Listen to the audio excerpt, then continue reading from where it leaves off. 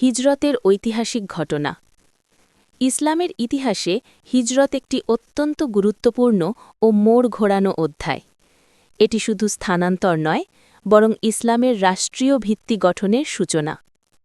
পটভূমি: মক্কার কাফিররা যখন হজরত মোহাম্মদ সাল্লাল্লাহু আলাইহি ওয়াসাল্লামের দাওয়াত সহ্য করতে পারছিল না, তখন তারা মুসলমানদের ওপর নির্যাতন শুরু করে। শেষ পর্যন্ত তাকে হত্যার ষড়যন্ত্রও করে। মক্কা ত্যাগের সিদ্ধান্ত।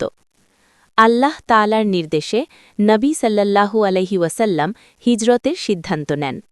তিনি তার ঘনিষ্ঠ সাহাবী হজরত আবু বকর রাদিয়াল্লাহু আনহুকে সঙ্গে নেন। সাউর গুহায় আশ্রয়।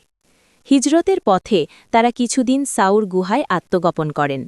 শত্রুরা গুহার মুখ পর্যন্ত পৌঁছালেও আল্লাহর কুদরতে তারা নবী সাল্লাল্লাহু আলাইহি ওয়াসাল্লামকে দেখতে পায়নি। মদিনার পথে যাত্রা।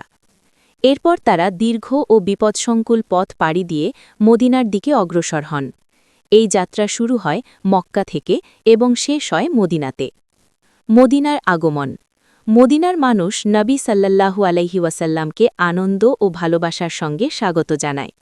এখানেই ইসলামী সমাজ ও রাষ্ট্র ব্যবস্থার ভিত্তি স্থাপিত হয়। হিজরি সনের সূচনা। এই ঐতিহাসিক ঘটনার স্মরণে মুসলমানদের ক্যালেন্ডার শুরু হয় হিজরি সন, যার ভিত্তি এই হিজরত। হিজরতের শিক্ষা: আল্লাহর উপর পূর্ণ ভরসা, ত্যাগ ও ধৈর্যের গুরুত্ব, সত্যের পথে অবিচল থাকা। বন্ধুরা, সাবস্ক্রাইব করে দিন আর লাইক, কমেন্ট, শেয়ার করতে ভুলবেন না। সবাই ভালো থাকুন। ধন্যবাদ।